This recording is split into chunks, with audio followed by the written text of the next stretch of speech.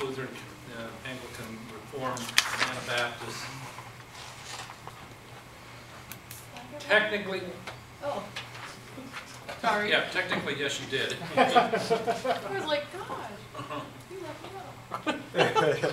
Where they got Pentecostal. Pentecostal's not a break off of Protestantism. Pentecostal, and we're going to see this when we get to it, is a break off of the Wesleyan Holiness Church. I don't know why they set it up there. I guess it's, you know, they don't want to be associated. Yeah, that's a continuous disassociation. Yeah, but I mean, that's not correct. It is definitely underneath the Wesleyan Holiness movement. I've taught this I don't know how many years, so I don't know, right? The only other thing I would take a little bit of issue with, that in a technical sense, the Anabaptist movement came out of the Reform movement, technically speaking, because it came from, it was as we'll see next week, Zurich, under the leadership of Heinrich Zwingli, there was a whole movement, reform movement in Zurich, Switzerland. Now, radicals in his movement moved to the side and started what would be known as the Anabaptist movement. But they came technically out of Zurich. Zurich merged with, later merged with Geneva, Calvin's Geneva. So the Zurich Christians of the movement and Geneva were combined. So, you know, in a technical sense, I suppose you could leave it over there by itself. But in a technical sense, it kind of came out of the Reform movement. And I'll post this online for those who want to see it online too. All right, we're still trying to go through the whole situation here concerning the papal situation. We've given you Cyprian's vote for a strong central power under the head of Peter. Remember, we're dealing with difficulties of understanding East and West, so the East is not going along with the West's ideas. So, one of the first popes that really began to consolidate the power of the office and bring it together is that of dear Gregory I. A lot of things were happening during this particular period of time. I must have dropped it. Did I drop I guess I jumped past this, didn't I? After the fall of Rome, you have several things happening that you begin to see in a line here of things that begin to consolidate the power of the bishop. You've got in 451, you have Leo I that raises money and raises troops to defend Rome against the Huns. You've got, again, the same idea under Gregory I, raising troops to defend Rome. You've got Roman missionaries going out to evangelize the West. And there's a point in the East where the Roman missionaries meet with the Orthodox missionaries, or the Eastern Church missionaries, and you kind of see that line. Orthodox missionaries tended to go up into the Slavic areas and work their way up north into Russia, and of course down into Ethiopia, which would kind of form. It came out Coptic, but it kind of follows. If you look at it, it has a lot of the forms of the Eastern Church in it. And it kind of stayed over there in Greece. It got as far as Greece and some of the Baltic areas, but it kind of stops there as Western missionaries got into some of the Slavic areas. So, I mean, if you have people who have Slavonia, come out as they're Catholic, most likely. But you get a little further west or east, and then you're Orthodox. Albania, you starting to get into Orthodox. You get a little further west, Bulgaria, that area. So, you know, it trades there at a certain point. That's because of the missionary efforts. Then you've got Pepin the Short, was crowned by the Pope, or an emissary of the Pope. And then you've got Pepin giving conquered lands to the church, where then eventually 1/3 of France is owned by the church. And then you have the power of the Pope consolidating wealth, and he begins to live like a king. So those are the kinds of things that are developing here. The idea is that, let's start with Gregory here, and Gregory has enormous difficulties confronting him within the context of the church. You've got the epidemics, you've got the conquest of the Lombards, who are overthrowing the empire and just coming down and taking whatever they will. You've got the Eastern Empire. I've been hinting at this, that the Eastern Empire is not wanting to give any inches to, you know, to the Western Empire. So you've got those tensions and challenges that are constantly going on. You've got, because of various things going on within the church, and we talked about the moral values that had declined, that was giving problems to the church. You've got now this issue with the weakening of the church and the prestige of the church and the bishops.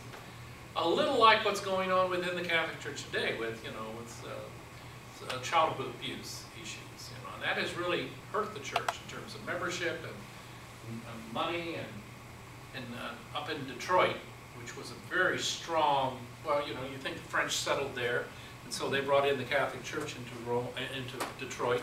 And then you have tradition and time. But in the 90s, the diocese started merging together and shrinking. At one point, there used to be 2 Catholic seminaries that supported the greater Detroit area. I was walking through, it was Sacred Heart Major Seminary, downtown Detroit. I was walking through its corridors one day. This is early 90s, probably 93, 94, somewhere around there. And in the 50s and 60s, they were graduating 50 and 60 priests a year. I think the graduating class of 93 or 4 or 5, somewhere in there, had 5 graduating. And they had closed the other seminary at this point. I forget the name of it, but it was closed. And remember the basketball player from the Detroit Pistons, John Sally? Mm-hmm.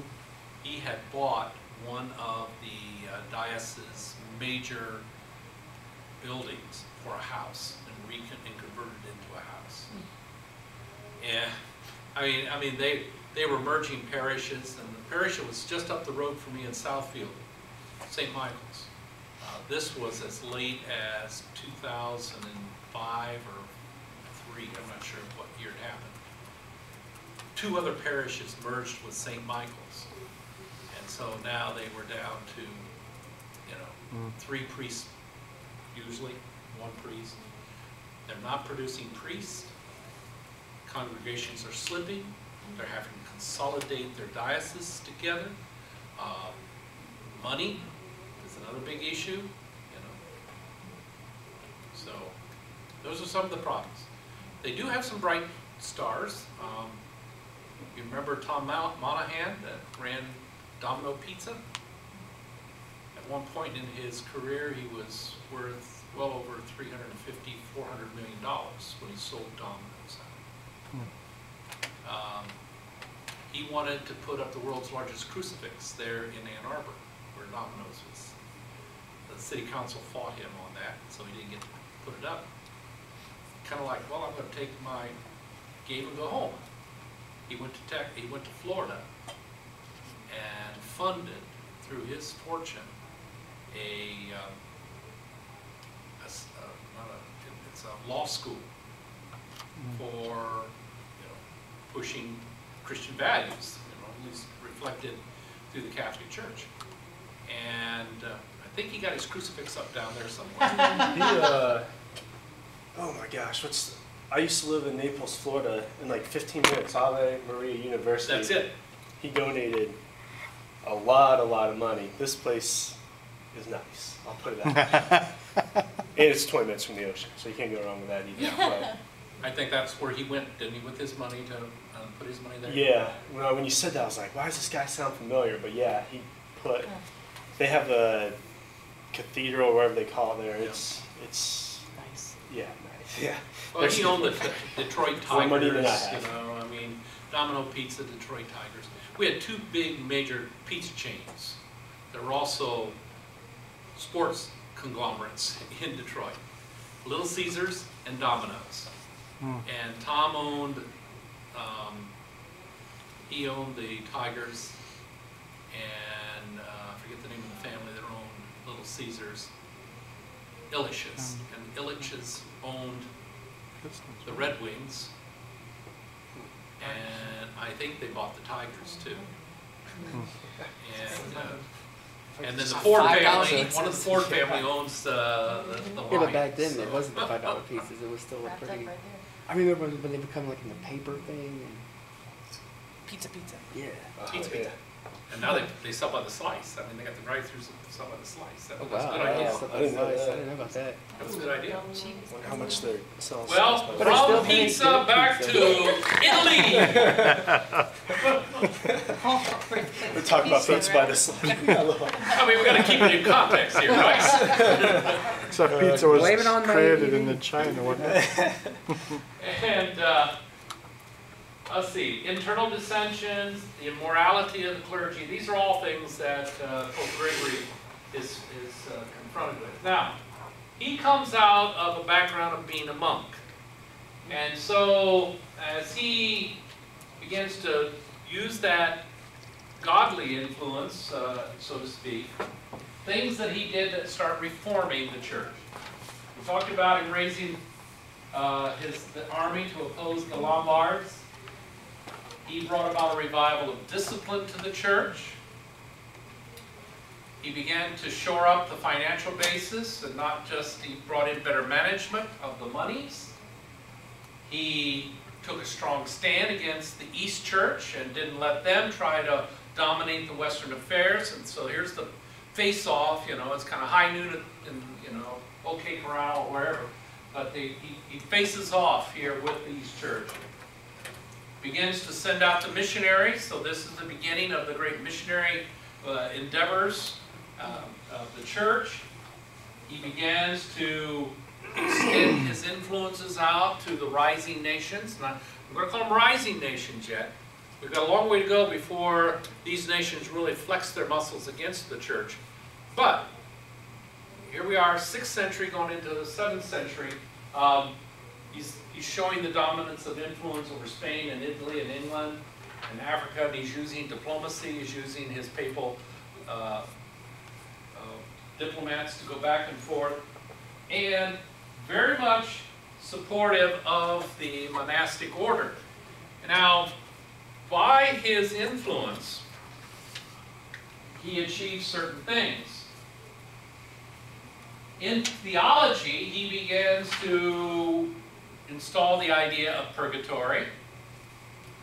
He begins to emphasize righteousness through good works. Now again, there's his monastic background is beginning to filter through here. They begin to use the Mass as sacrifice and see it as sacrifice. And you heard of the Gregorian chants? Well, it's embedded in there. I can't get it to play. I've tried it several times. Have you got it to play? I couldn't get it to play. It must not transfer through. No? Okay. It's Gregorian chants on those little, Yeah. It's not working on mine. yeah, if it wouldn't play for me, so I don't suppose it's working properly. But anyway, several things that he began to do. And it's with him that he begins to put pressure on the priests not to marry. So the issue of celibacy starts with Gregory I. So you've got 600 years of the church, nothing about celibacy. And see, if we're talking about celibacy here, you know, when we talk about the election of a new pope, is that ever going to be lifted? It started here. If they took it off, that would be almost 1,500 years of tradition of the church.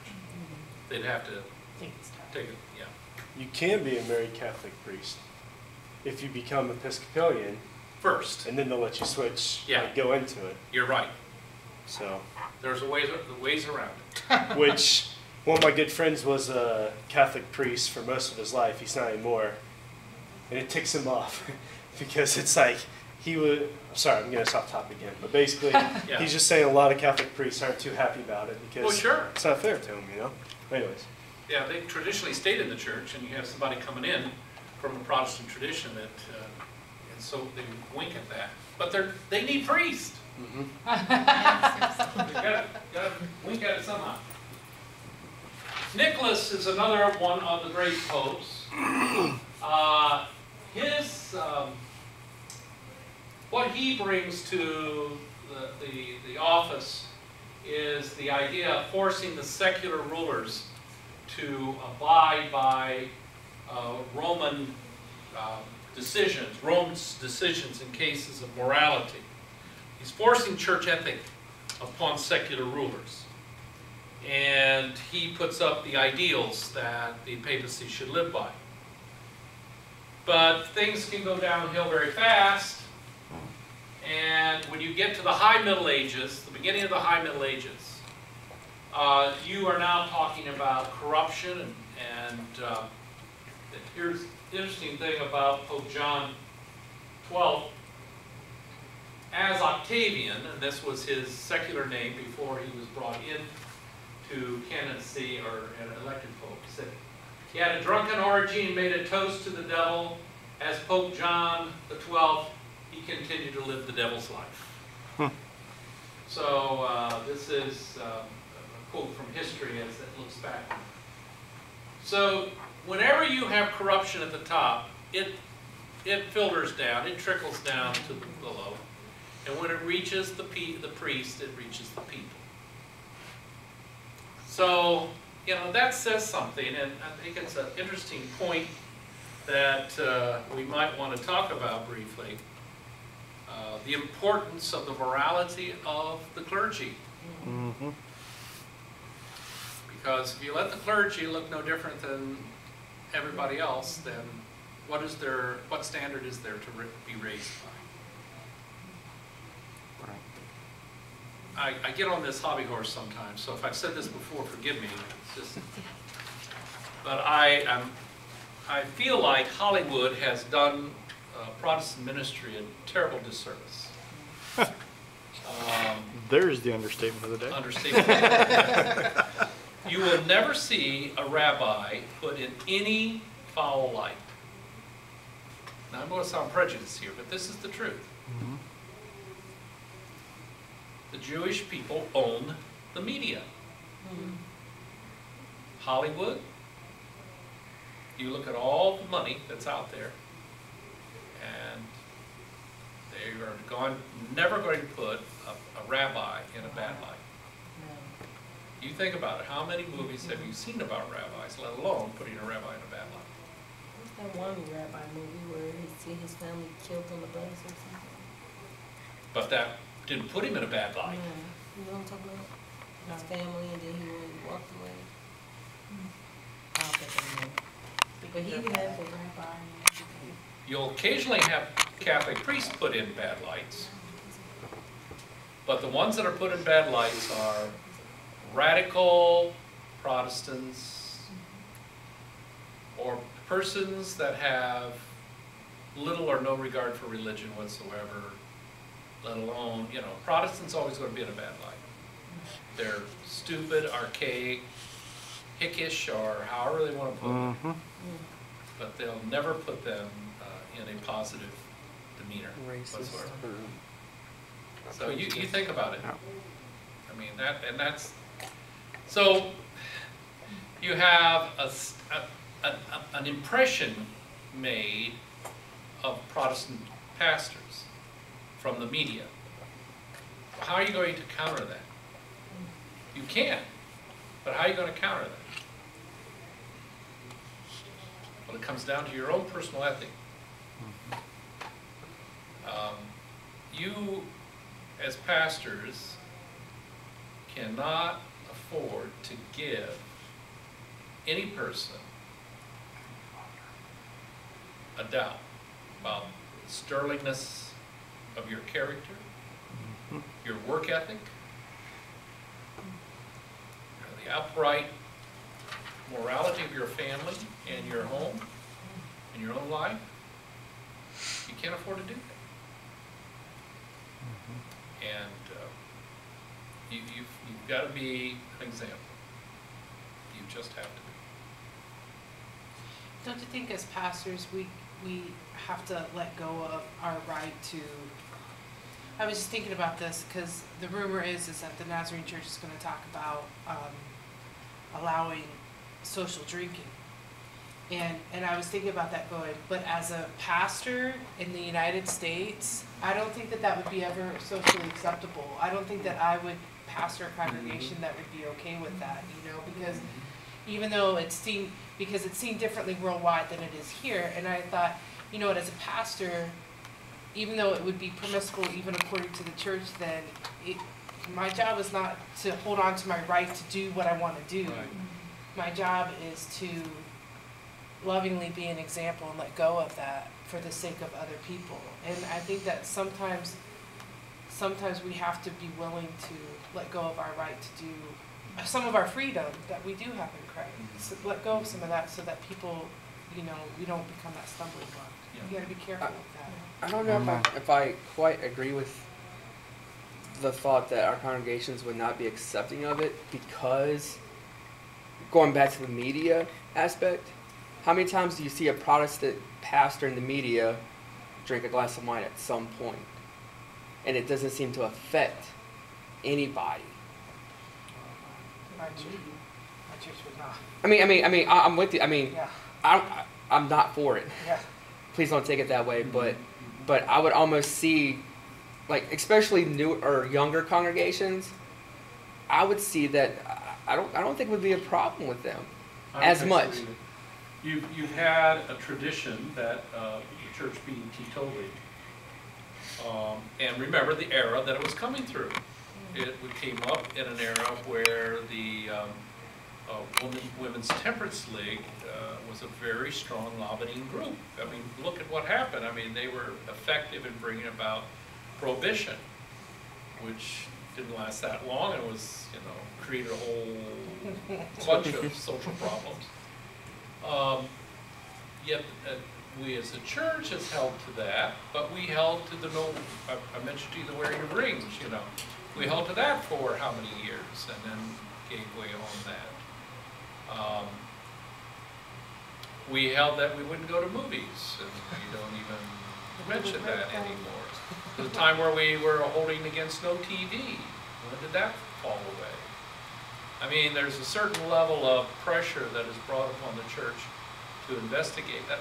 One of the problems, and I will tell you, that while we have held it from tradition and from the teetotaling tradition because of the efforts of the Women's Temperance League, and the arguments posed alcohol is bad for society, and it was back then it was, because, and it still is, when you have alcoholism that runs rampant.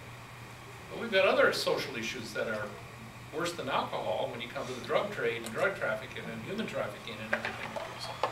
And I know we're against those things too, I'm not saying we're not.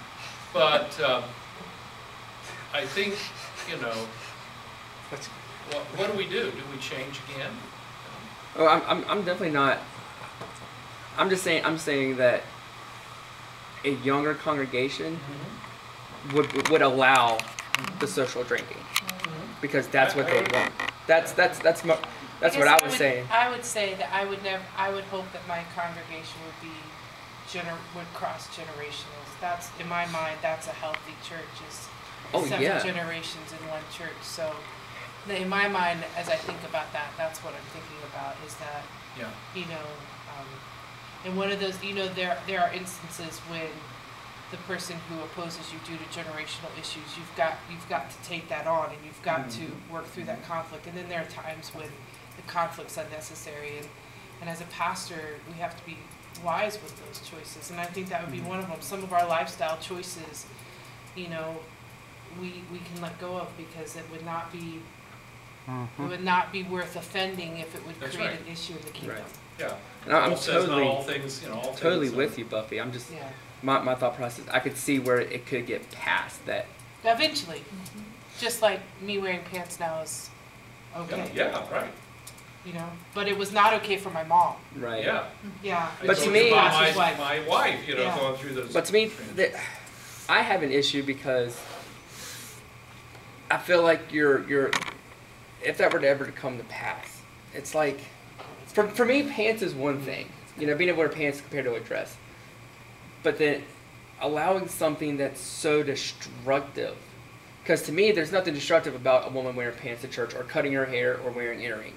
I don't see where the destructiveness lies in that. To me, though, alcohol just puts you on a slippery slope that you're not going to be able to overcome. Yeah, which one has the propensity to be an alcoholic? Right, and it's, you know, I mean, like the whole going back to what Buffy said earlier, you have to go back to your history to understand who you are, and you know, being a Nazarene is no drinking. But why is that? Because that's what we were founded on. We were founded on a ministry to alcoholics, and to say that we're going to allow it socially, to me, it's just Yeah, but you're also irreprehensible. talking within a context of the United States, and you're not And that- seeing that is alcohol true. as the context of a worldwide thing, and That's what right. it and Right. what it means in Germany is so different than what it means That- here, and that what is it very means in true. Central America is so different than what it means here, and so that's a very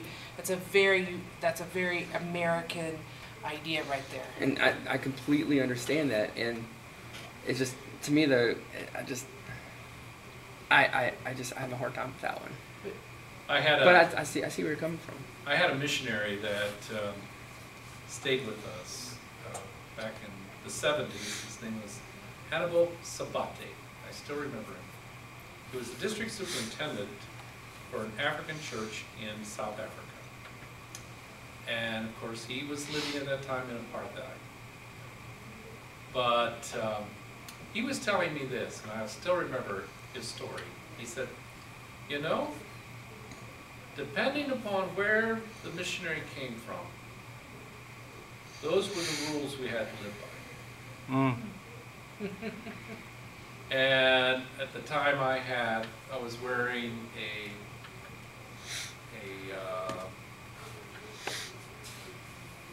eagle necklace around my neck.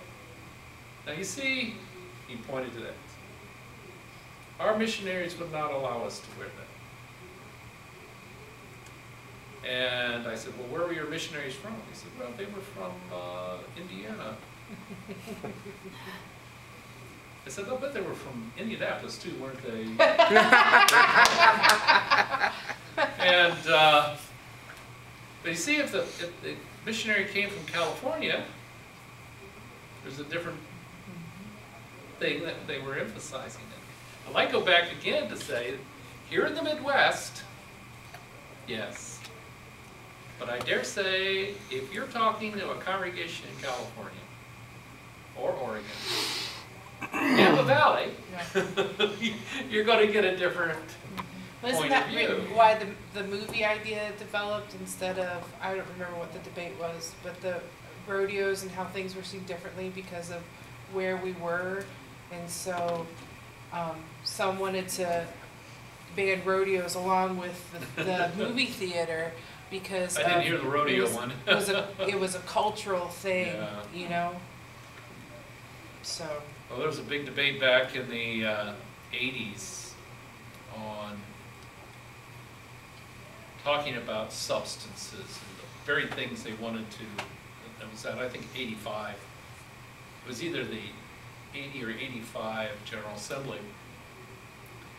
And one of the Africans got up, because they wanted to name marijuana and this and that. He says, well, what about, and he named a certain bean.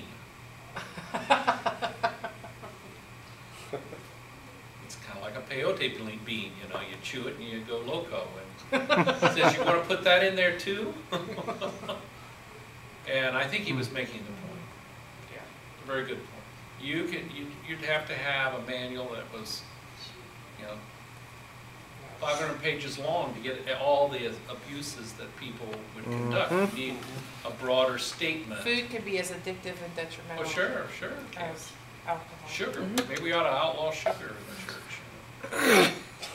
Well, see you later, Tristan. 32-ounce drinks, that's for sure. if you're in New York, Considering the court just struck that one down for a city. I guess like with me, I just, with just the thing with alcohol, I see alcohol and then I see, marijuana because, what do you do with the fact that marijuana is legal in states now? Yeah. And it's to me, it's just like, at what point do you stop and say, enough is enough? And what do you do about a little bit of alcohol or a little bit of wine for your stomach's sake? And you have people that take alcohol for medicinal purposes. Yeah. Well, the alcohol thing's coming, so you better brace yourself. I mean, there's, you see, we, So every time so you will be create a pastors law, in AA. there's every time you precedents create a for it. law, you have to look at possible exceptions. So the social drinking's coming your way, buddy. Well, it was predicted back in the 70s. Dr. B.H. Lewis made this statement, General Superintendent. He said, "We have lost the battle on the movies and we're about to lose it on alcohol." That was 1970s. So here's a question. Hopefully I'm not taking us more off topic, but you said that the Nazarene Church was like founded, a lot of like these, ministries to alcoholics. Where have these ministries gone? Because I grew up mostly in the Nazarene Church, and I don't know if I've really ever seen one. You'll have to go to certain urban areas. My son-in-law worked at Lamb's Club in New York, and for 9 months, and he lived on the street while I was there. I guess like Just that's to learn and be a part of the homeless. like one of the things like I think of is like, hopefully I don't sound like a heathen here, but Choose your words carefully. yes. I don't know if I necessarily think if I was a Nazarene pastor, obviously I'm not going to do it if it's said by the, if I sign the contract, I'm not going to do it. But let's say they say that you could socially drink. I don't know. Oh, now you got me on camera. No, I'm just kidding. I don't know if I really have a problem with that. I work for the Salvation Army right now. If I had a drink and some of the people that saw me that I work with saw that, like, I could see where it could have more effects on ministry and stuff because the Salvation Army is so huge in reaching out to people that. So I don't know. But I think that what you're saying goes back to as we stray away from our original ideas, that's where we become the dying church. And I think that you're asking a question that a lot of, that we're asking now is that who were we here and how far have we come and how do we come back to this point? Because that is one of the things that we have lost is that we have fled the cities, we have fled to the suburbs, we have become, we have bought into some of these ideas of growth and become about the programs and how do we get back to being the down and out and reaching the people like Phineas Pruitt did of the lowliest of the lows? How do we get back to that point? And that, I think that as that coupled with the idea of how do we center back in on the Holy Spirit and letting Him, be a part of what's going on, as we come back to those ideas, I hope that's where the rebirth of the Church of the Nazarene begins, is as we come back to those points. Yeah, well, Yeah. I definitely agree. And maybe the only way it's rebirthed is by what has happened. People leave to go to ministries that are doing that. And that's the way the Methodist Church lost the Nazarene movement and others like it. And maybe we will face the same thing. I don't know.